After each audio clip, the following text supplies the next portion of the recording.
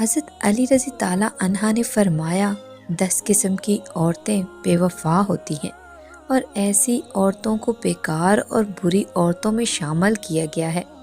بے پردہ عورت، پہلی عورت کے بارے میں فرمایا گیا ہے کہ بے پردہ عورت کبھی بھی وفادار نہیں ہو سکتی۔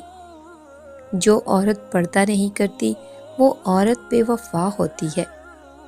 بد زبان عورت، حضرت علی رضی تعالیٰ عنہ نے جو عورت اپنی زبان پر کنٹرول نہ کرے اور اپنی زبان سے بری باتیں نکالے وہ عورت بھی بیکار عورتوں میں سے ایک ہے اور اس سے بھی وفا کی امید نہیں رکھنی چاہیے۔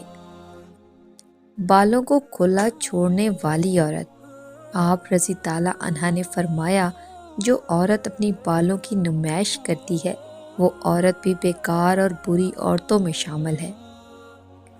وہ عورت جو اپنے آپ کو زیادہ عقل مند سمجھتی ہے اور اپنے خاندان کے لوگوں کو کم تر سمجھتی ہے، ایسی عورت بھی بری عورتوں میں سے ایک ہے اور اس سے بھی وفا کی امید نہیں رکھنی چاہیے۔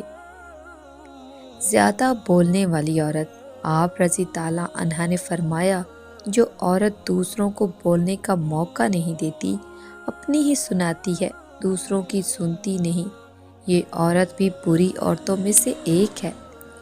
چیخ چیخ کر بولنے والی عورت، یعنی وہ عورت جو اونچا بولتی ہو اور اس کی آوازیں دور دور جاتی ہوں، ایسی عورت کو بیکار اور بری عورت کہا گیا ہے۔